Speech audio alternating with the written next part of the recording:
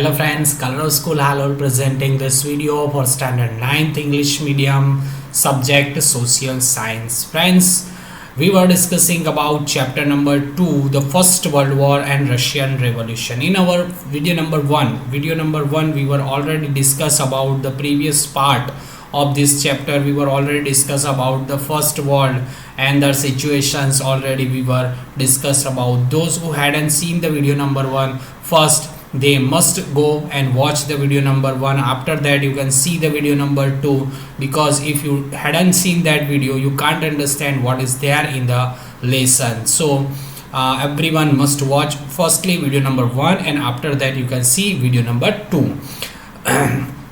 We will start our today's explanation about the First World War. Okay, in the First World War 24 nation supported the allied nation. First world war के अंदर 24 जो Nations थे उन्होंने allied nation को support किया था. And 4 nation supported to the axis nation, और 4 जो नेशंस थे उन्होंने एक्सिस नेशन को सपोर्ट किया था.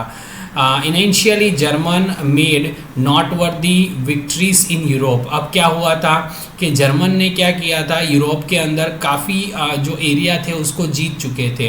It ruin the French army, उन्होंने फ्रेंच आर्मी को भी हरा चुके थे. जर्मन जो था उस टाइम पे कह सकते हो कि जो पावरफुल कंट्रियों में से एक गिना जाता था. जो फॉरेन के मतलब के जो यूरोप के कुछ कंट्रीज़ थे उन्होंने उनके ऊपर अपना दबदमा जमाया हुआ था. उसके अलावा उसने फ्रेंच आर्मी को भी हरा दिया था.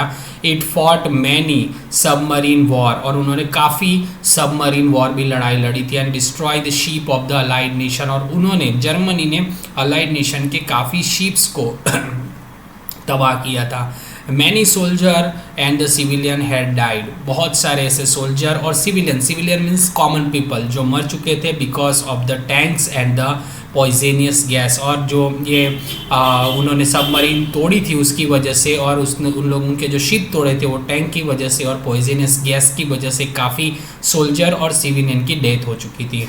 इन 1917 के अंदर रशियन रेवोल्यूशन स्टार्टेड. रशिया के अंदर एक रेवोल्यूशन हुआ था. बराबर 1917 के अंदर रशिया के अंदर एक रेवोल्यूशन हुआ था. सो Russia withdraw from the war. इसलिए रशिया ने क्या किया, वर्ल्ड वॉर में से विड्रॉ आउट कर दिया, क्योंकि रशिया के अंदर उसके खुद के प्रॉब्लम चल रहे थे. इसलिए रशिया जो थे वो विड्रॉल कर जाता है फर्स्ट वर्ल्ड वॉर से. Germany was very strong at this time. Germany उस टाइम पे बहुत स्ट्रॉन्ग था. It managed to drown the American steamer Lusitania, in which 147 American soldier died. अब उसने क्या किया, Germany was very strong at this time. Germany बहुत ही strong था उस टाइम पे ऊपर, और उन्होंने क्या किया, it manage to drown the American steamer. उन्होंने अमेरिकन स्टीमर को पूरी तरीके से तोड़ दिया, जिसका उस अमेरिकन स्टीमर का नाम क्या था, ल्यूसिटेनिया, जिसके अंदर 147 अमेरिकन सोल्जर थे जो मर गए थे. कॉन्सिक्वेंटली इसका रिजल्ट ये आया कि America join the allied nation. America ने अलाइड नेशन को ज्वाइन किया फॉर द वॉर, विश्व युद्ध के लिए. ठीक है, इन अप्रैल 1917 अप्रैल को अमेरिका जो है वो अलाइड नेशन ज्वाइन करता है for the world war. With that, इसके साथ ही countries like Panama, Greece, Cuba, China and Siam join the allied nation. इसके साथ जो दूसरे कंट्री थे जैसे कि पनामा है, ग्रीस है, क्यूबा है, चाइना है, सियाम है, ये सारे कंट्री ने अलाइड नेशन को ज्वाइन किया. दस the allied nation become the stronger. Allied nation मजबूत बन गया क्योंकि जो मजबूत कंट्री थे वो उसको ज्वाइन कर रहे थे. जो मिलिट्री वाइज जो स्ट्रॉन्ग नेशंस थे they were interested to join the allied nation. Just because of that allied nation become more and more stronger. German army could not withstand the American troop. German army जो थी वो American ट्रॉप के सामने खड़ी नहीं रह सकती थी. The whole position into of the war changed, और पूरे वॉर की जो सिचुएशन थी वो कम्प्लीटली चेंज हो गई थी. बुल्गेरिया इन सितंबर 1918, तुर्की and Austria in October 1918 join the allied nation. और ये जो दोनों देश थे, बुल्गेरिया जिन्होंने सितंबर 1918 को अलाइड नेशन ज्वाइन किया, और ऑस्ट्रिया जो कंट्री था उसने अक्टूबर 1918 को अलाइड नेशन ज्वाइन किया. मतलब जितने भी स्ट्रॉन्गेस्ट कंट्री थे वो अलाइड नेशन की तरफ ज्वाइन हो रहे थे. The German leader Kaiser abdicated his position and run away. अब जो जर्मन का जो लीडर था उसने बहुत ही होशियारी से जो फर्स्ट वर्ल्ड वॉर के लिए जो लड़ाई लड़ी थी, लेकिन सामने मजबूत ऑपोजिशन को देखकर वो क्या हो गया, एकदम घबरा गया और अपनी जो पोजीशन थी उसको छोड़कर वो भाग गया। German surrender to allied nation, German ने अलाइड नेशन को सरेंडर कर दिया and sign a cease fire treaty, और उन्होंने एक केस फायर ट्रीएटी साइन की थी। Treaty is one kind of agreement which was sign between the winning nation and winning side and losing side. बराबर जो लूजिंग साइड होती है उनको जो ट्रीएटी के अंदर लिखी हुई जितनी भी टर्म्स एंड कंडीशन होती है उनको फॉलो अप करनी पड़ती है। तो ये साइन की गई, the war came to the end, और उसके बाद उस वॉर का अंत आया था।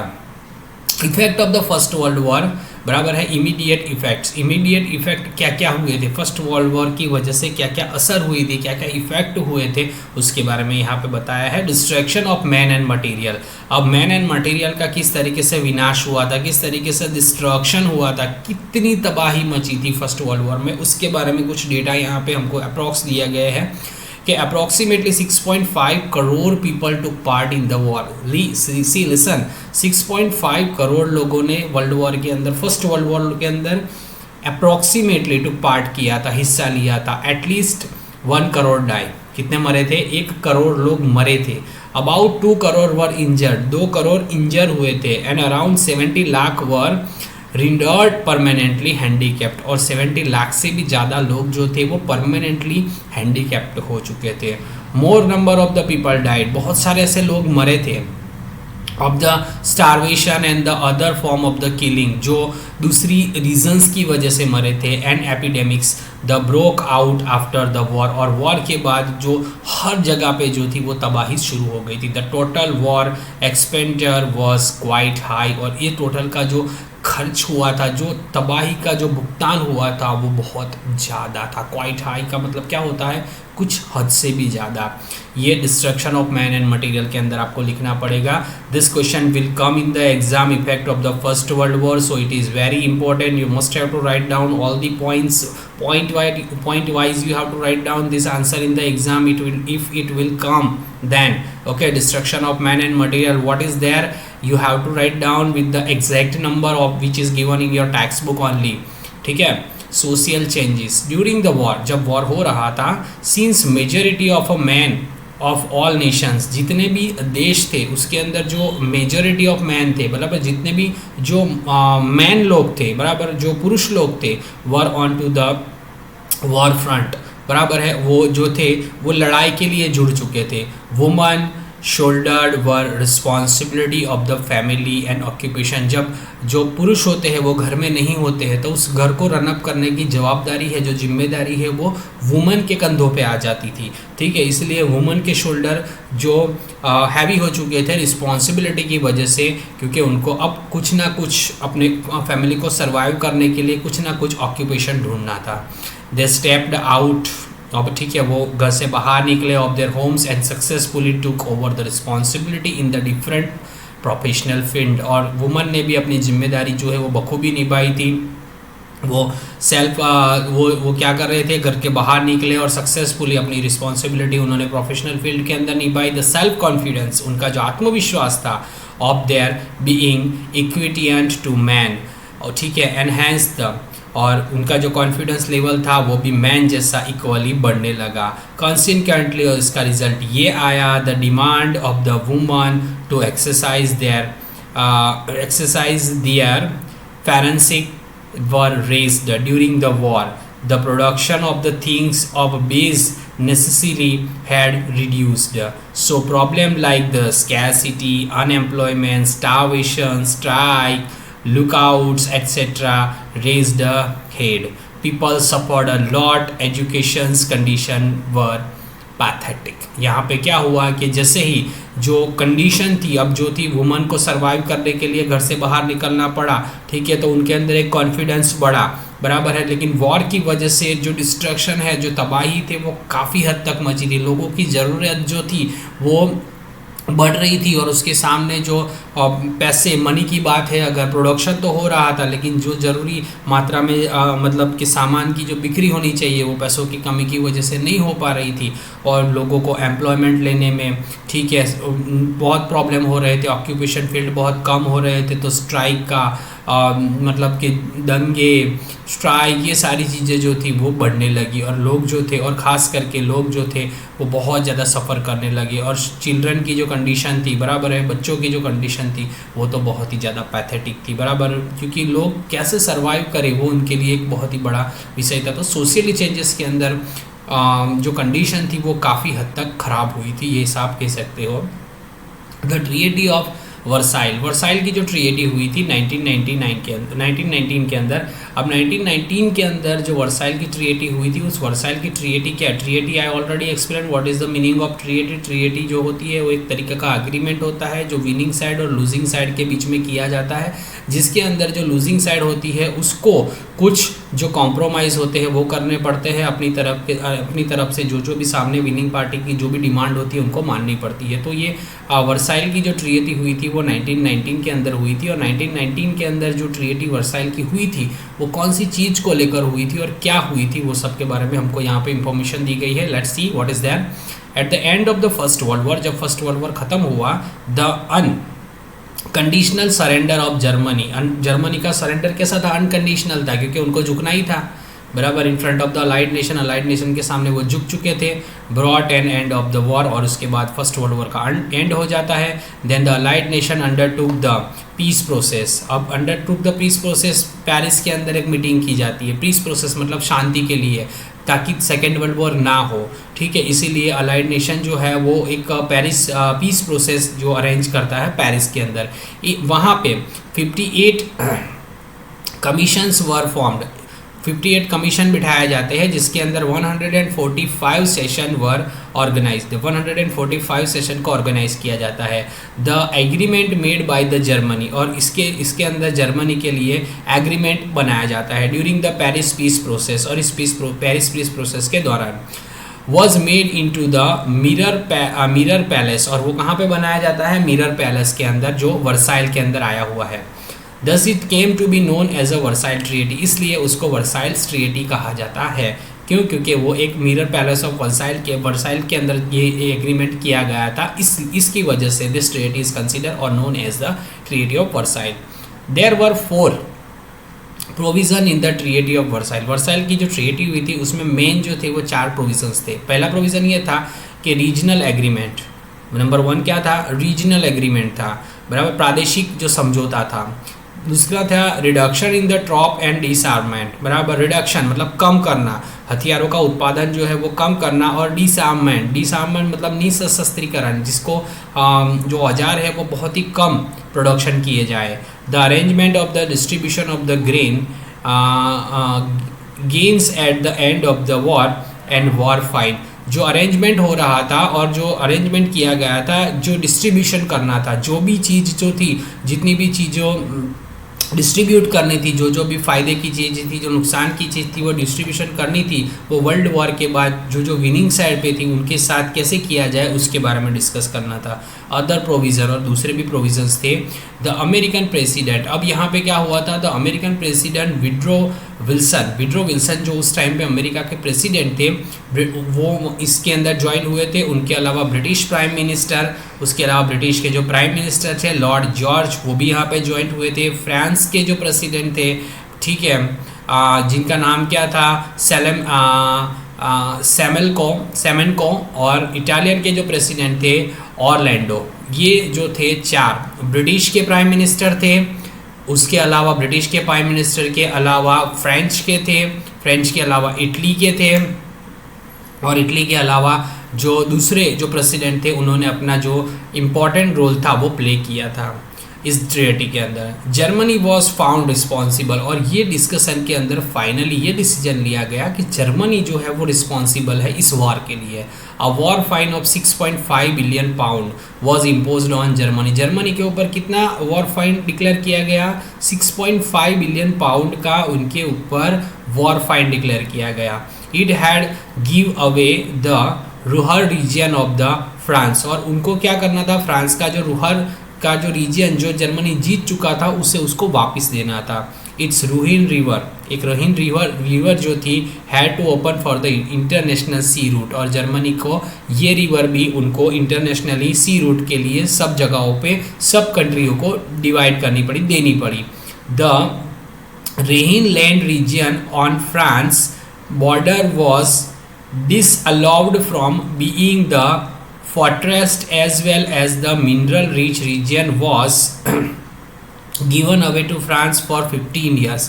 अब उन्होंने, जर्मनी ने जो फ्रेंच बॉर्डर के ऊपर जो एक रीजन था जो काफ़ी मिनरली रिच था, जिससे जो इकोनॉमिकली जो थी उसके अंदर काफ़ी हद तक फ़ायदा होता था जर्मनी को, वो 15 साल के लिए फ्रांस को देना पड़ा। Most of the German organization were confiscated. अब जर्मन के जितने भी ऑर्गेनाइजेशन थे वो लगभग ख़राब हो चुके थे, ख़त्म हो चुके थे। Alsace and the Lorraine were to be return to France, बराबर है, इन दोनों को फ्रांस वापस जाना पड़ा। बिसाइड दिस, इसके अलावा Germany was to give to France and other allied nations. Germany, इसके अलावा जर्मनी जो थी वो फ्रांस और दूसरे जो अलाइड नेशन थे उनके सामने गिव अप कर चुकी थी। A large quantity of coal and iron annually as the benefit of war, बराबर। अब उनको हर साल जो था वो बहुत अमाउंट के अंदर कोयला और जो आयरन था वो एन्युअली बेनिफिट वॉर जो था वो जर्मनी को भरना था।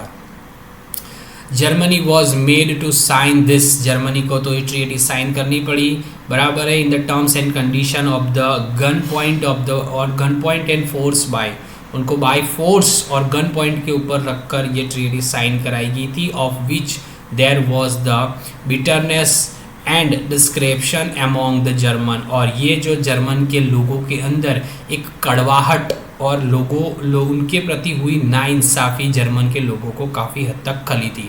कॉन्सेंटली, और इसका रिजल्ट ये आया, the German economy failed miserably, German की जो इकोनॉमी थी वो बहुत ही दुखी तरीके से आप कह सकते हैं कि टूट गई थी।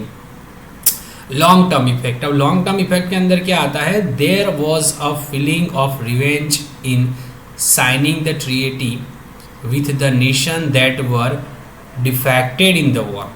जो वॉर के अंदर हारे थे उन सारे कंट्री के साथ एक ट्रीटी साइन की गई थी जो उनके लिए काफ़ी हद तक क्या थी, नुकसान पहुंचाने वाली थी, काफ़ी हद तक उनको नाइंसाफ़ी हुई थी। तो उनके दिलों में एक रिवेंज की फीलिंग आई थी ये ट्रीटी साइन करने के बाद। Peace could not be established with the treaty, ये ट्रीटी के साथ शांति एस्टैब्लिश नहीं हुई थी। सोशलिस्ट रशिया सोशलिस्ट था, was not given a place in the league of nation, जिसको लीग ऑफ नेशन के अंदर जगह नहीं मिली थी। America did not join the league of nation, America भी लीग ऑफ नेशन क्यों एस्टैब्लिश किया गया था? League of nation was established कि भाई just because of the second world war will not be happen in future after the first world war, what ever the destruction faced by the war, जो भी तबाही दुनिया ने face की थी वो तबाही अगर दूसरी बार फेस न करनी पड़े, इसीलिए लीग ऑफ नेशन को एस्टैब्लिश किया गया था। लेकिन लीग ऑफ नेशन के बहुत ही वीक पॉइंट थे, ठीक है। लीग ऑफ नेशन अमेरिका ने ज्वाइन नहीं किया था, बराबर। रशिया जो था वो भी लीग ऑफ नेशन के अंदर इंटरेस्टेड नहीं था, दैट्स वाई, और ये रीज़न था। It can be said that the reason of the second world war was, second world war का जो रीज़न था वो पीस प्रोसेस के अंदर ही हुआ था, जो स्टार्ट हुआ था। पीस प्रोसेस क्यों की गई थी? ताकि सेकेंड वर्ल्ड वॉर ना हो, सेकेंड वर्ल्ड वॉर को रोकने के लिए पीस प्रोसेस की गई थी। अब पीस प्रोसेस के अंदर ट्रीटी ऑफ वर्साइल साइन की जाती है, जिसके अंदर जर्मनी है उसके पास से जो इम्पोर्टेंट, जो जर्मनी को एक रिस्पॉन्सिबल ठहरा दिया जाता है कि भाई you are the responsible for the first world war, और जो भी सज़ा हो सकती थी, जो भी उस टाइम पे जर्मनी से छीन सकते थे वो काफ़ी कुछ छीन लिया। इसलिए जर्मनी को तो एक बिटरनेस आ गई, अंदर एक कड़वाहट आ गई कि भाई हमको तो कैसे भी करके बदला लेना है, ठीक है। अब उन्होंने पीस प्रोसेस की थी कि भाई दूसरी बार वर्ल्ड वॉर ना हो, उसके लिए उन्होंने लीग ऑफ नेशन एस्टैब्लिश किया। लीग ऑफ नेशन एक संस्था बनाई उन्होंने कि भाई सेकेंड वर्ल्ड वॉर ना हो, तो उसके लिए क्या क्या स्टेप लिए जा सकते हैं, दुनिया को हम क्या क्या सजेशन कर सकते हैं। तो उसके अंदर अमेरिका भी इंटरेस्टेड नहीं था, रशिया भी इंटरेस्टेड नहीं था, इसीलिए कह सकते हैं कि पीस प्रोसेस जो हुई थी उसके अंदर ही सेकेंड वर्ल्ड वॉर के जो शीर थे वो अपने आप जो थे वो बीज जो थे वो डाले जा चुके थे। तो ये जो थी what ever the effect of the world war first बराबर फर्स्ट वर्ल्ड वॉर के, उसके अंदर आपको ये सारे चारों पॉइंट लिखने पड़ेंगे कि destruction of man and material, social changes, treaty of Versailles जो है वो शॉर्ट नोट 3 मार्क्स की शॉर्ट नोट के अंदर पूछा जाता है। That all the things you have to describe in that short note. ठीक है, अगर पूरा क्वेश्चन आता है तो ये चारों पॉइंट के साथ आपको डिस्क्राइब करना पड़ेगा।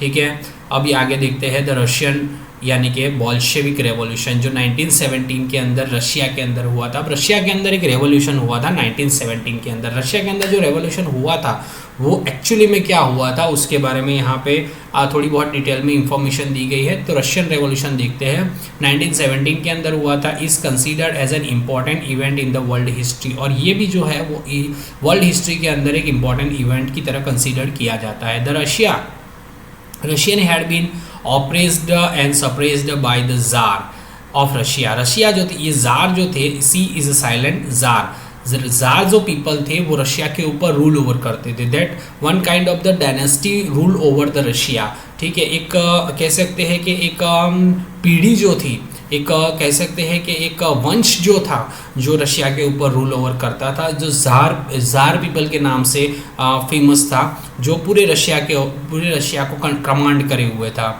द रशियन जार, जितने भी जार जो राजा होते थे, हु इनहेरिटेड पोजीशन। वो इनहेरिटेड का मतलब क्या होता है कि अगर एक किंग है, अगर वो डाइड हो जाता है तो उसके बाद उसके सन को ही राजा बनाया जाता है, उसके बाद उसके सन रूल ओवर करेगा, उसके बाद नेक्स्ट जो उसका सन होगा वो रूल ओवर करेगा, मतलब इनहेरिट ये पोजीशन उनको मिल जाती थी। Were all the dictators and enjoyed the uncontrol rule over people. और वो लोगों के ऊपर अनकंट्रोल रूल करते थे। People did not have any rights during this period. ये टाइम में लोगों के पास कोई अधिकार नहीं थे। The czars were so cruel. Czar जो थे, जितने भी राजा जार के जो थे रूल ओवर जो थे वो काफ़ी क्रूअल थे एंड पिटीलेस, और उनके अंदर दया नाम की कोई चीज़ नहीं थी। On the people that if any one demanded for any right, अगर कोई उसको अपने अधिकार के लिए डिमांड करता है, ही वॉज टॉर्चर, उसको टॉर्चर किया जाता है। And suppose and suppressed and severely punished to the condemned to be sent to the bone chilling and dead cold of Siberia. अब साइबेरिया की बॉर्न चिलिंग और डेड कोल्ड के अंदर उसको भेज दिया जाता था। मतलब इतनी ठंड होती थी वहाँ पे कि इंसान जो है वो ठंड की वजह से ही मर जाता था। तो एज अ पनिश अगर कोई राइट्स के लिए आवाज़ उठाता था तो रशिया के अंदर उस टाइम पे जार पीपल जो थे वो उसको ये पनिशमेंट देते थे। The uncontrolled and oppressive czarism become the reason for the grief, poverty and suffering among the people। और ये जो अनकंट्रोल ऑपरेसिंग जार्जिज्म था, ऑपरेसिव मतलब बहुत ही हम कह सकते हैं कि अमानवीय जो ये सिचुएशन थी, ये रीज़न बना था कि रसिया के अंदर लोगों की मानसिकता, गरीबी, लोगों का जो स्ट्रगल था वो लोगों के अंदर काफ़ी हद तक था। द रशियन फार्मर, रशिया के जो फार्मर्स थे, लेबर थे, पेजेंट थे। पेजेंट का मतलब आप समझते होंगे, मजदूर जो काम करने वाले होते हैं, खेतों में काम करने वाले, कई जगह पे काम करने वाले मजदूरों को पेजेंट कहा जाता है। Were not getting enough income, उनको पूरी तरीके से इनकम भी नहीं मिलती थी। How they could survive their family, वो अपनी फैमिली को कैसे सर्वाइव करेंगे अगर उनके पास इनकम नहीं होगी। अगर वो ह्यूमन राइट्स के लिए आवाज़ उठाते थे तो उनको पनिश कर दिया जाता था। तो at the time the condition of the people was very pathetic, you can say that. Despite working very hard, बहुत मेहनत करते थे। In spite of that they were not getting enough income, they become very poor, वो बहुत ही गरीब बन चुके थे। अब यहाँ पे एक इंसिडेंट होता है under the leadership of the father Gapon. Gapon नाम का एक लीडर था जिसको फादर गैपन के नाम से हिस्ट्री के अंदर जाना जाता है। A large rally was taken out into the jars resident. उसने क्या कि एक बड़ी सी रैली निकाली जार के रेसिडेंट के पास से। विंटर पैलेस, जो विंटर पैलेस था, 22 जनवरी 1905 संडे, और ये तारीख कौन सी थी? 22 जनवरी 1905 के दिन उसने एक रैली निकाली थी फादर गैफन ने। दिस पीपल वर अनआर्म, उनके पास कोई हथियार नहीं थे, वो बस अपनी जो डिमांड थी वो उनके सामने बताने के लिए गए थे। While some had czars picture in their in hand, और कुछ लोगों के हाथ में जार के पिक्चर थे विद द कैप्शंस लाइक, और उसके ऊपर कुछ लिखा हुआ था। क्या लिखा हुआ था? Long live the little white lord of Russia, बराबर, little white lord of Russia, बहुत जियो, रिटर्न ऑन इट, उसके ऊपर लिखा था। The czar's army open fire, अब जार के जो लोग जो थे उनको कुछ रोका, समझाया, धमकी दी, ऐसा कुछ भी नहीं किया। उन्होंने क्या किया? Open fire on this innocent people, इन लोगों के ऊपर ओपन फायर कर दिया। बिकॉज ऑफ, और इसकी वजह से भी, 1000 of the innocent people died, हजारों की संख्या में इनोसेंट पीपल मर चुके थे। And snow into the Petersburg, और जो पीटर्सबर्ग का जितना भी स्नो था, बराबर, जो बर्फ था, स्नो था, वो पूरा कन्वर्ट हो गया था उनकी ब्लड की वजह से, रेड कलर का हो चुका था। Were the jars palace was situated, जहाँ पे ये जार का पैलेस आया हुआ था, स्नो, चारों तरफ बर्फ ही बर्फ था, टर्न रेड, और पूरा रेड हो चुका था विद द ब्लड, क्योंकि इतने सारे हजारों की संख्या में लोग आए और उनके ऊपर फायरिंग हुआ, कितना सारा खून निकला होगा, जिसकी वजह से ये ब्लड पूरा फैल गया था। The day is known as the bloody Sunday in the history के अंदर इस दिन को 22 January 1905 is considered as bloody Sunday in history. Why? तो आपको ये पूरा इंसिडेंट डिस्क्राइब करना होगा कि जार लोगों का अपोज करने के लिए फादर गैफन ने जो रैली निकाली थी उसके अंदर क्या हुआ था। That all the things you have to write down in that answer. Okay, around this time a large number of the Russians got provoked and become restless as the weakness of the Tsardom had become obvious when a small nation like Japan had defeated a massive nation like Russia in Russia-Japan war। अब आगे क्या हुआ कि यहाँ पे ये bloody Sunday का तो इंसिडेंट ख़त्म हो गया, ये दिन को ब्लडी संडे के नाम से जाना जाता है, लेकिन अराउंड दिस टाइम, उसी टाइम के अंदर बहुत बड़े नंबर में रशिया जो था वो लोग जो थे वो जाग उठे थे उसके अंदर, और वो एकदम रेस्टलेस मतलब कुछ भी करके हम जार पीपर को यहाँ से हटाएंगे, ठीक है, अपनी वीकनेस को वहाँ से हटाएंगे, अपनी वीकनेस को दूर करना था और जारडम को वहाँ से हटाना था। तो इसीलिए जब उनको हिम्मत कब मिली, व्हेन अ स्मॉल नेशन, एक छोटा सा देश जापान, जिसने एक मैसिव नेशन रशिया को, ठीक है, रशिया जापान वॉर के अंदर हरा दिया 1904 और 5 के अंदर, in order to pacify the angry Russian, Russia के लोग जो थे वो काफ़ी गुस्से में थे, an announcement to call the Duma legislative assembly which had not been called for years was made. Eventually for such a Duma were called, but before it can take step to satisfy the citizen it had been called off. यहाँ पे क्या बताया गया है कि Russia के अंदर जो रेवोल्यूशन हुआ उसके बाद जार पीपल जो थे वो उनको हटाने के लिए रशिया के अंदर जो आंदोलन थे वो काफ़ी हद तक आगे बढ़ चुके थे, रशिया के लोग जाग चुके थे और कैसे भी करके उनको जार पीपल को हटाना था वहाँ से, और ये जो रेवोल्यूशन उनके अंदर हुआ था वो काफ़ी हद तक बढ़ चुका था।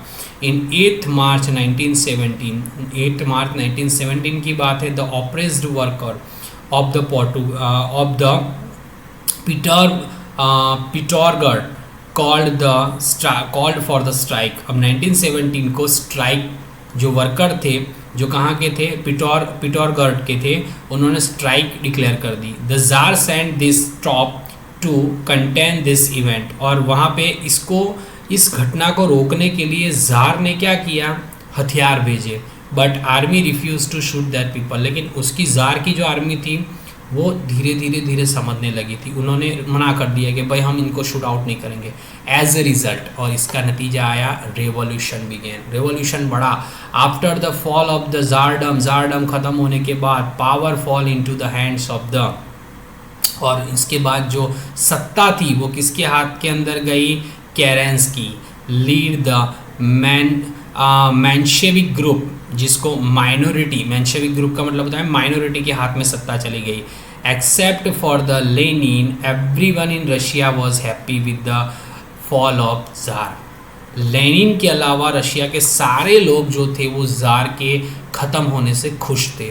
बट लेकिन लेनिन बिलीव, लेनिन का ऐसा मानना था in the importance of the labourers as propagated by the Karl Marx, with the Menshevik group believe in the importance of the middle class. As a result, Lenin instigated the Bolshevik against the Menshevik and November 1917 declared the final revolution and got the reins in his hand. अब क्या हुआ कि सारे लोग तो खुश थे, Russia के अंदर जो जार पीपल का एंड हुआ था, लेकिन लेनिन का ऐसा मानना था कि importance of the labour, labour का जो इम्पोर्टेंस होना चाहिए, क्यों, क्योंकि as a propagated by the Karl Marx, जो कार्ल मार्क्स जो था वो उनका हेड था। While the Menshevik group, Menshevik जो दूसरा ग्रुप था, एक ग्रुप कौन सा था, एक ग्रुप जो था जिसका नाम क्या था, जो उसको सपोर्ट करता था जार पीपर के जाने के बाद, लेनिन बराबर, और दूसरा कौन था जो जिसका हेड था, कार्ल मार्क्स। लेकिन जो मेंशेविक ग्रुप था उनका ऐसा मानना था मिडिल क्लास का इंपॉर्टेंस होना चाहिए, इसीलिए इस दोनों के बीच में कंट्रोवर्सी हो रही थी। लेनिन जो था वो बोल्शेविक के साथ अगेंस्ट के अंदर था, तो मेंशेविक जो एंड इन 1917 के अंदर declare a final revolution, Menshevik ने फाइनल रेवोल्यूशन डिक्लेयर कर दिया और अपने हाथ में सत्ता ले ली। This come to be known as the socialist Bolshevik revolution, और ये जो था वो सोशलिस्ट बॉल्शेविक रेवोल्यूशन के नाम से हिस्ट्री के अंदर फेमस है। दस the 300 years of the czardom, जारडम के 300 साल जो थे वो एंड हो गए, and for the first time Russia was without jar people के बगैर रशिया उस टाइम पे हो चुका था। ये था रशियन रेवोल्यूशन, ठीक है, द रशियन रेवोल्यूशन जिसको बोल्शेविक रेवोल्यूशन के नाम से जाना जाता है, 1917 के अंदर हुआ था। अगर ये question, if this question will come in the short note, you have to write down the whole incident and also write down about the Bolshevik revolution, ठीक है, which was happen in Russia. Our next point is about the effects of the world peace, efforts for the world peace. World peace के लिए क्या efforts लगाए गए थे, क्या कोशिश की गई थी।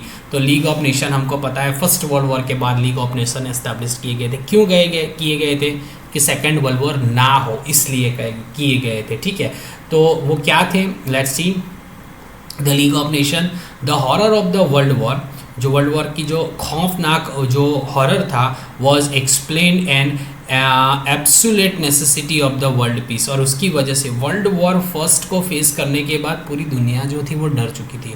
उनको लग रहा था कि कैसे भी करके सेकेंड वर्ल्ड वॉर नहीं होना चाहिए, कि दुनिया में शांति रहनी चाहिए, इसीलिए लीग ऑफ नेशन को एस्टैब्लिश किया गया ताकि दुनिया में शांति और सलामती बनी रहे और सारे दुनिया के लोग जो है वो शांति से रहे। एंड फॉर दिस, और इसके लिए a need for an international organization was felt, और इंटरनेशनल ऑर्गेनाइजेशन बनाने की ज़रूरत थी। So it become necessary to think actively and immediately about world peace. World peace के लिए बहुत ही एक्टिवली और बहुत ही जल्द सोचने की ज़रूरत थी। American president withdraw Wilson has control, America का जो प्रेसिडेंट था विड्रो विल्सन, उसने कंट्रीब्यूट किया था subsequently into the establishment of the league of nation. League of nation को एस्टैब्लिश करने के अंदर ज़्यादा इंटरेस्टेड अमेरिका का विड्रो विल्सन था। उसने the 14 point suggested by Woodrow Wilson, 14 point suggest किए थे कि क्या होना चाहिए लीग ऑफ नेशन के अंदर। Were presented during the peace process, Paris peace process के अंदर Woodrow Wilson, how many points were suggested by the Woodrow Wilson in the Paris peace process, तो there were 14 points suggested by the Woodrow Wilson during the Paris peace process. On January, Paris peace process कब हुई थी, 10 जनवरी 1920 को the league nation was formed. The league nation was formed in which year, 10 January 1920। League of nation, aim of league of nation के aim क्या थे, ठीक है, ये जो एम है This question will come for the 2 marks or 3 marks in exam. You have to write down all these points. What is the aim of the League of Nations? ठीक है, फर्स्ट एम क्या था? Maintain the international peace and security, international peace और security maintain करना. Every nation to respect unity and integrity to the other nation, सभी nations को respect करनी चाहिए यूनिटी के अंदर और एकता और अखंडितता के लिए सारे देशों को रिस्पेक्ट करना चाहिए. To give up the policy of war, war की पॉलिसी को तो छोड़ ही दो, आप लड़ाई की बात ही करना बंद कर दो, ये टर्म्स एंड कंडीशन थी. To develop the international relation, international relation आप बढ़ाइए. To solve the international dispute peacefully, अगर आपको दूसरी कंट्री के साथ प्रॉब्लम है, इंटरनेशनल डिस्प्यूट है, कोई तकरार है, कोई भेदभाव है, कोई मतभेद है, तो आप उसको शांति से सुलझाइए थ्रू द नेगोटिएशन और मेडिटेशन. शांति से मेडिटेशन के साथ, नेगोटिएशन के साथ उसको सॉल्व कीजिए. इफ़ एनी नेशन इग्नोर, अगर कोई देश इग्नोर करता है लीग ऑफ नेशन को और उसके मेडिटेशन को, it would be declared as a rebel nation, तो उसको रेबल नेशन डिक्लेयर कर दिया जाएगा. The league of nation established for the world peace, league of nation शांति के लिए एस्टैब्लिश किए थे. Did not manage to keep control over the imperialist policy of the super power and in 1939, लेकिन जो सुपर पावर जो थे, जितने भी महासत्ता जो थे, अमेरिका, रशिया, उन्होंने उस चीज़ को मैनेज नहीं कर पाए, उस चीज़ को कंट्रोल नहीं कर पाए, इसीलिए 1939 के अंदर सेकेंड वर्ल्ड वॉर हुआ.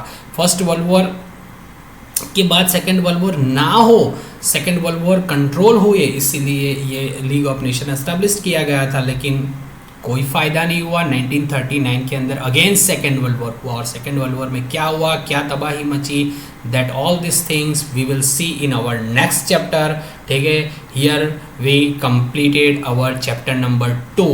ठीक है, चैप्टर नंबर 2 के related whatever the question answer are there regarding this explanation, I will send you through the PDF. You have to write down that question answer in your notebook. और उसके अलावा ये जो exercise आपको दी गई है, ठीक है, what ever the exercise is given, ये जो एक्सरसाइज है 1 2 3 4, ये चारों एक्सरसाइज आपको अपनी नोटबुक में लिखनी है. PDF जो मैं आपको भेजूंगा वो तो लिखना ही है, उसके अलावा ये exercise also you have to write down in your notebook. ठीक है, ये एक्सरसाइज भी आपको अपनी नोटबुक में लिखनी है. क्वेश्चन आंसर जो है वो सारे लिखने हैं, MCQ, शॉर्ट, ब्रीफ, सब कुछ लिखना है. और शॉर्ट क्वेश्चन आंसर की दूसरी मैं PDF भेजूंगा, वो इस वीडियो के रिलेटेड है, वो आपको अपनी नोटबुक में लिखनी है. In our next video we will discuss about our new lesson, new topic. ठीक है, बाय.